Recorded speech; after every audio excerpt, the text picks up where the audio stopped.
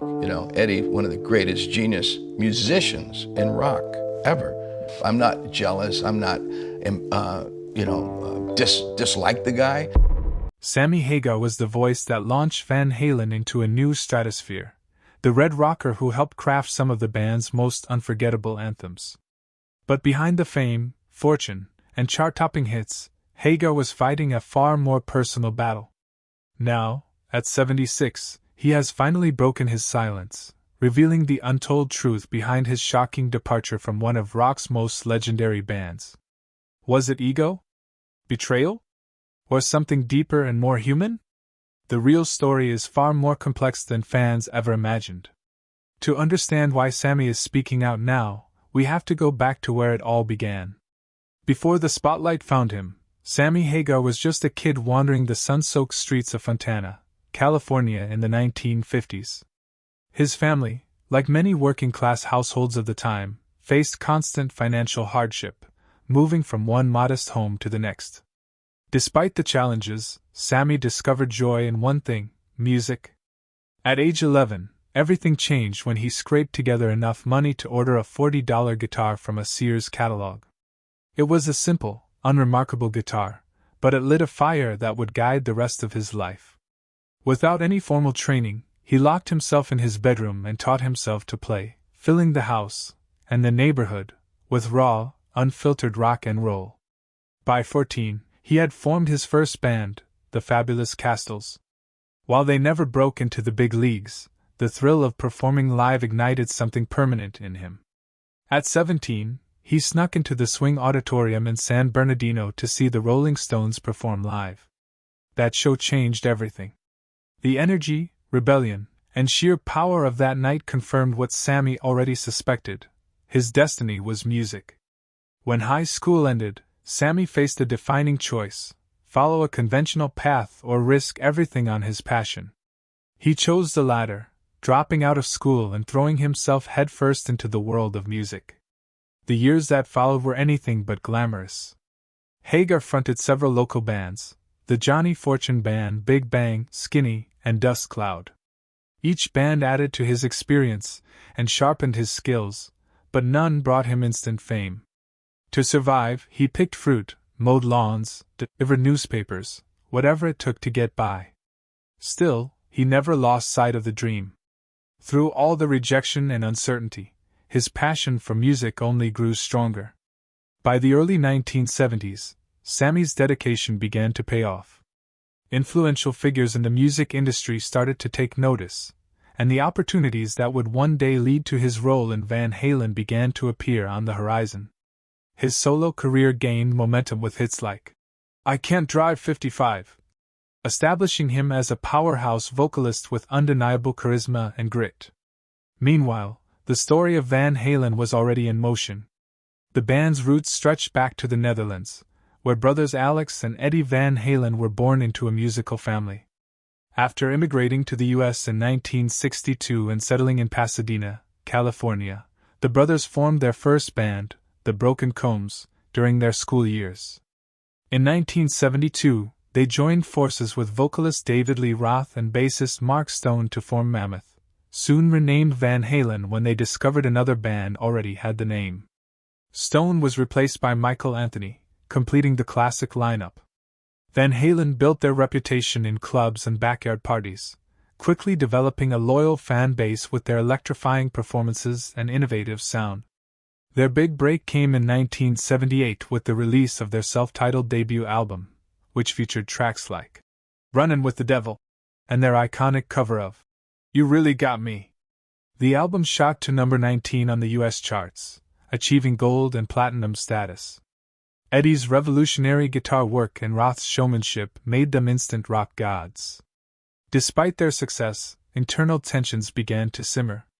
Eddie Van Halen's decision to build his home studio, 5150, in 1983 created friction, particularly with Roth, who felt increasingly sidelined. Eddie's shift toward a more keyboard-driven, pop-influenced sound clashed with Roth's vision of hard-edged rock. The breaking point came in 1985, even after the commercial success of their album 1984, which included hits like "Jump Panama" and Hot for teacher. Roth left the band to pursue a solo career, leaving Van Halen at a crossroads. Their search for a new frontman included a series of auditions, but fate had its own plan. Eddie met Sammy Hagar at an auto garage, and the two clicked instantly. Within 20 minutes of jamming at 5150, Eddie offered him the spot.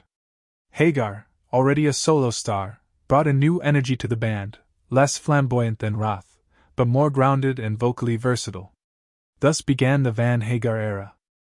Hagar's arrival in 1985 divided fans. Some missed the wild edge of Roth, while others welcomed the band's more mature, melodic evolution. Either way, the results spoke for themselves. The album 5150 was a massive hit, debuting at number 1 on the Billboard charts and featuring classics like Why Can't This Be Love? Hagar's powerful voice and stage presence, combined with Eddie's ever-evolving guitar brilliance, ushered in a new chapter of success. And yet, as with so many rock legends, success came at a cost that Hagar would carry for decades. The story behind his departure, once clouded by rumors and egos, is now finally coming into focus. OU812 topped the charts and produced hit singles like Why Can't This Be Love? But by the mid-1990s, cracks in Van Halen's foundation had become impossible to ignore. The relationship between Sammy Hagar and Eddie Van Halen had begun to deteriorate, strained by creative clashes, growing personal differences, and notably, Eddie's controversial decision to reconnect with David Lee Roth during a time of heightened tension with Hagar. In 1996, Hagar left the band, though some argue he was actually fired. The result was a brief and chaotic reunion with Roth. Van Halen recorded 2 new tracks with Roth for a greatest hits album, and fan excitement peaked when Roth appeared on stage with the band at the MTV Video Music Awards. However, backstage, old animosities flared. Roth clashed with Eddie over the band's future, and the reunion unraveled almost as quickly as it had begun. With both Roth and Hagar gone, Van Halen turned to Gary Cherone, formerly of Extreme, as their new frontman. But the resulting album, Van Halen 3, failed to resonate with fans or critics, marking a significant low point in the band's legacy. By 1999, the group went on hiatus. In 2004, Van Halen reunited with Hagar for a tour and new tracks for the Best of Both Worlds compilation. While the reunion brought hope to fans, the experience was anything but joyful. Eddie's ongoing struggles with substance abuse and persistent internal tensions made the tour miserable for everyone involved. Hagar would later describe it as one of the most painful chapters of his career. Despite the fractured experience, Hagar expressed compassion for Eddie's struggles and regret over how things ended. However, another point of conflict emerged: Hagar's continued collaboration with original bassist Michael Anthony, who had been replaced in later lineups by Eddie's son, Wolfgang Van Halen. Hagar's loyalty to Anthony only widened the rift between him and the Van Halen brothers, ultimately contributing to what would become his final departure from the band. Still, Hagar never lost hope for reconciliation. He envisioned a future where time and healing might allow him and Eddie to reconnect, not just as musicians, but as friends. In the years following his departure, Hagar found peace in new ventures. He poured his energy into music, business, and personal growth, channeling past pain into creativity and positivity. Reflecting on his time with Van Halen, he continues to cherish the highs, the musical brilliance, the sold-out shows, and the millions of fans they reached, while acknowledging the deep personal and professional challenges that haunted the journey. The final blow came with Eddie Van Halen's tragic death. Hagar mourned deeply, extending heartfelt condolences to Eddie's family and honoring the complicated, legendary partnership they once shared. Their collaboration, born out of coincidence when a shared love of cars brought them together at a repair shop, would go on to define one of the most transformative eras in rock history. The Van Hagar years yielded 4 highly successful albums, including 5150, a game-changing release that redefined the band's sound and helped solidify its place in rock royalty. Yet, as with all creative partnerships between larger-than-life artists, the tension was always there. Hagar and Eddie clashed in ways reminiscent of Eddie's earlier battles with Roth. It seemed that Eddie's most enduring collaborations were those shared with his brother Alex, where trust and shared heritage provided stability. Over time, the friction between Hagar and Eddie grew into deep fractures. The 1996 split was marked by misunderstanding and resentment. Eddie claimed that Hagar's solo ambitions distracted from the band's goals, while Hagar maintained that he had been blindsided, pushed out unfairly, and informed of the decision in a crushing phone call. Adding to the hurt, that call also announced the return of Roth, which felt to Hagar like a betrayal of their shared success and a dismissal of his contributions. The choice to move forward with Gary Cherone didn't deliver the revival Eddie hoped for. Van Halen 3 alienated many fans and failed commercially. Looking back, some wondered if Eddie's frequent lineup changes were less about musical evolution and more about his restless pursuit of personal harmony. Ultimately, the conflict between Hagar and Van Halen wasn't just a matter of music, it stemmed from deeper cultural and personal differences. Hagar's laid-back, California-inspired ethos often clashed with the more serious, disciplined personalities of Eddie and Alex Van Halen, who were shaped by their Dutch heritage and upbringing. Even something as seemingly trivial as Hagar's carefree anthem, Amsterdam, irritated the brothers, revealing how fundamentally different their worldviews really were. These growing tensions came to a head during the making of Balance, setting the stage for the final unraveling of a partnership that once rocked the world. In 1995, what should have been a triumphant moment for Van Halen instead turned into a grueling and tension-filled experience. The making of their Balance album was marked by constant disagreements between Sammy Hagar and Eddie Van Halen, and the subsequent tour fared no better. Creative and personal clashes plagued the group, draining the joy from their performances. By the tour's end, Hagar was desperate for a break, wanting to spend time with his newborn child. But Eddie and Alex were already diving into their next project. The strain became unbearable, and the band unraveled soon after. The final break came on Father's Day in 1996, when Eddie called Hagar and delivered the crushing news: he was no longer part of Van Halen. For years, the once powerful partnership between Hagar and Eddie remained broken, reduced to silence and bitter memories. But time has a way of softening even the hardest hearts. In 2016, Hagar extended an olive branch via Twitter, wishing Eddie a happy birthday. It was a small gesture, but a meaningful one that opened the door to reconciliation. From there, the two slowly began to rebuild their relationship, finding peace and letting go of old wounds. Hagar would later express his deep gratitude for the closure they achieved, recognizing how important it was to end things on a positive note. In later interviews, Hagar reflected on the complexity of their conflict. One subtle yet significant factor, he suggested, may have been his close bond with bassist Michael Anthony. Their friendship extended beyond music. They often spent time laughing and talking offstage. While innocent on the surface, this dynamic may have made Eddie feel excluded, possibly deepening the existing tensions within the band. Hagar acknowledged the powerful musical chemistry he shared with Anthony, particularly their signature vocal harmonies, which became a cornerstone of the Van Hagar sound. That creative connection brought something unique to the band, an energy and collaborative spirit that was difficult to replicate. Looking back, Hagar attributed much of Van Halen's turmoil to personal struggles, especially substance abuse. In a candid 2023 interview, he expressed regret over the opportunities they lost to dysfunction and feuds, lamenting the greater heights they might have reached if only they'd managed to overcome their differences. The band's battles with addiction were no secret. Their former manager, Noel Monk, described their chaotic lifestyle vividly in his memoir Running with the Devil. Fueled by ego, alcohol, and drugs, Van Halen personified the hedonistic excesses of Southern California's rock culture. Their unofficial motto, "Drink a bottle of booze, pop a couple ludes, smoke a joint or 2 or 10, and see where the night takes you," summed up the self-destructive spirit that, while iconic, ultimately led to their downfall. Yet, remarkably, the story of Eddie Van Halen and Sammy Hagar didn't end in bitterness. Against all odds, their turbulent relationship took a surprising turn toward peace and mutual understanding. Before Eddie's death in 2020, the two reconciled in private, a deeply personal resolution that brought immense relief to Hagar. Acknowledging the difficulties of maintaining a public relationship, especially as Eddie's health declined, they chose not to announce their reunion. Out of respect for Eddie's wishes and a desire to avoid media speculation, they kept it between themselves. The reconciliation happened with the help of an unlikely individual, actor and comedian George Lopez. After Hagar's repeated attempts to reach Eddie failed, Lopez stepped in to bridge the gap.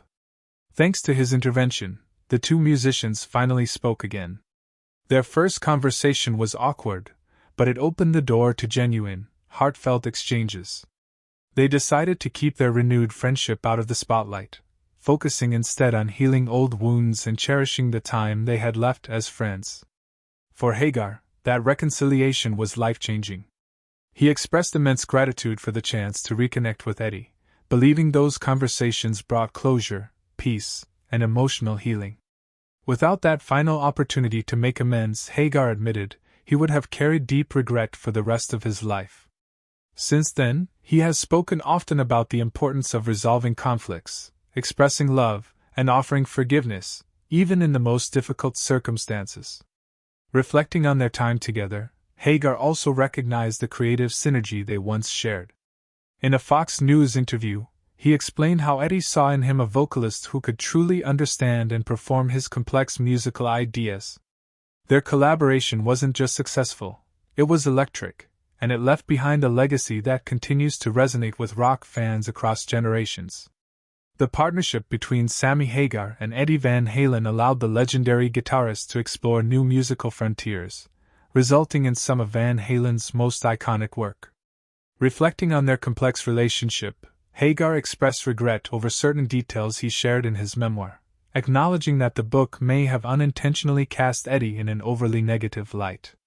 With the clarity that comes from time and reconciliation, Hagar admitted he would have portrayed Eddie differently, focusing more on his extraordinary talent and the positive impact he had on his life. Ultimately, Hagar remains deeply grateful for their reconciliation, as it allowed him to revisit their shared history without bitterness. He later shared this sentiment with Howard Stern, affirming the peace and closure he and Eddie found before Eddie's passing. After Eddie's death, Hagar channeled his emotions into a heartfelt tribute that celebrated the late guitarist's unparalleled genius and the profound bond they once shared. This tribute marked not just the end of an era but a personal release of years of tension and reflection. Continuing to honor Eddie and their time together, Hagar, now 76, recently thrilled fans with an electrifying performance at the Barrett-Jackson Auto Auction in Scottsdale. Defying the expectations of age, Hagar lit up the stage with the same raw energy that has defined his career for decades. In an interview with Arizona's Family, he opened up about his enduring passion for music and the reason he continues to perform while others his age consider retirement. Reflecting on the unique privileges of his rock star life, Hagar recounted conversations with Hollywood icons like Al Pacino and Sylvester Stallone, who admired his vibrant, youthful energy.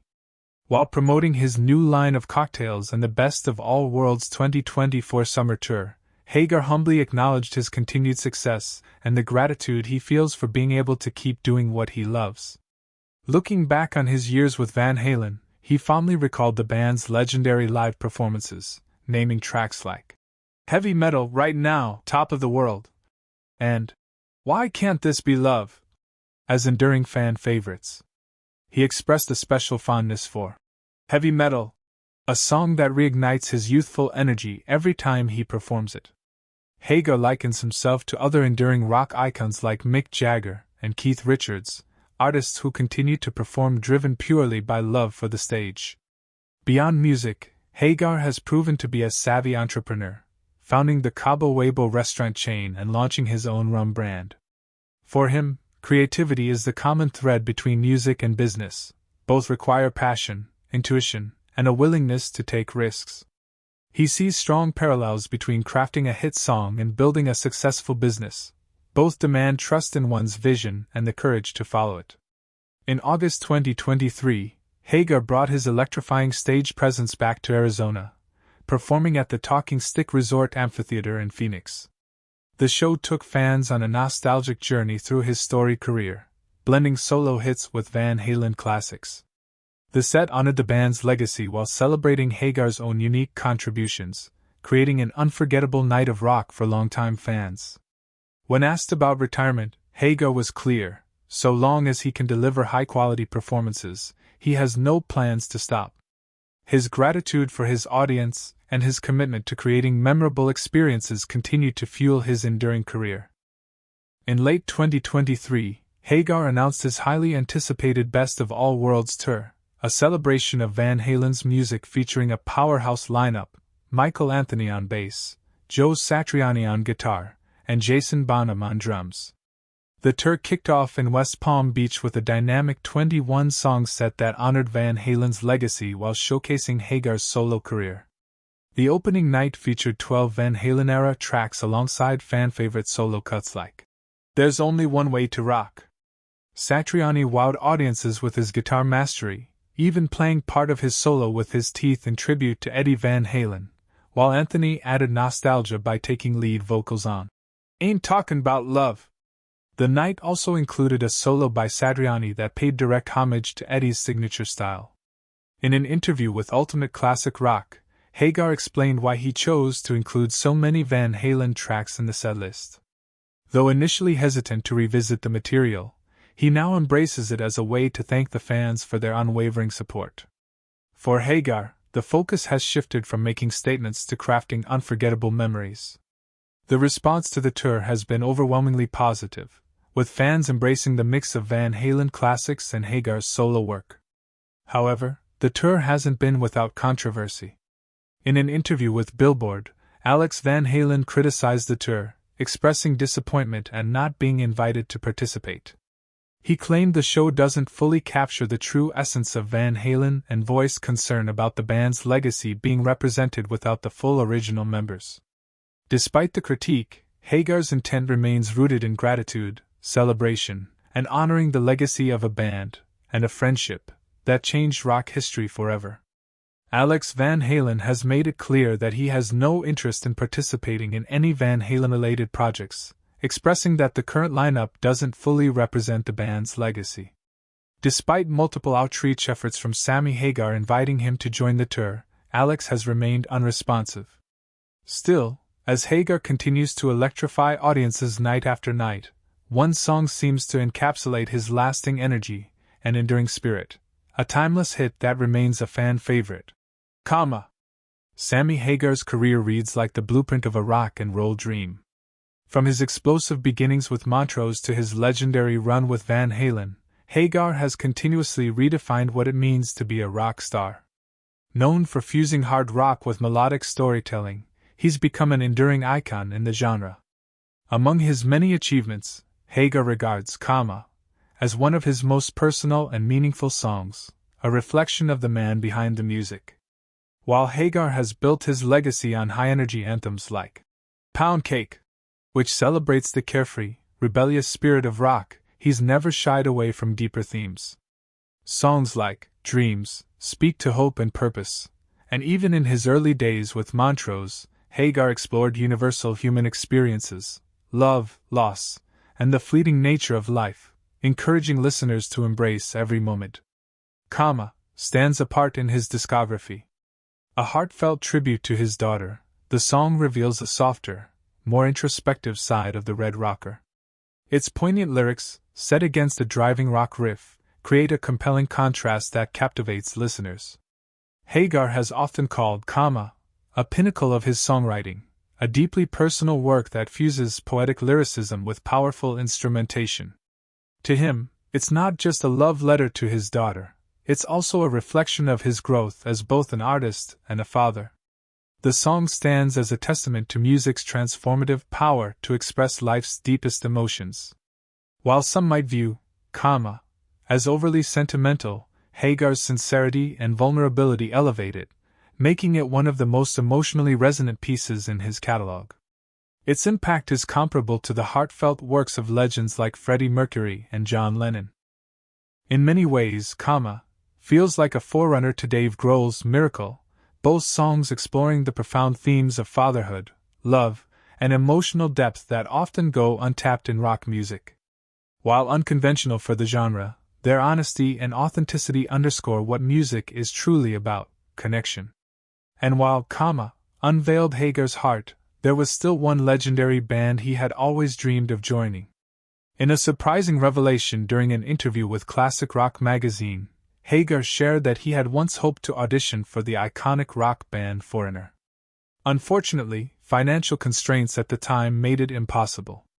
During the golden era of rock in the 70s and 80s, the paths of rising stars often crossed, and Hagar formed a genuine camaraderie with the members of Foreigner while touring with Montrose.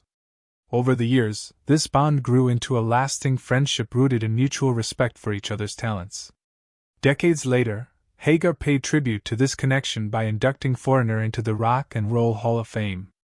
During the ceremony, he performed their classic hit, Hot-Blooded, a song he had long admired.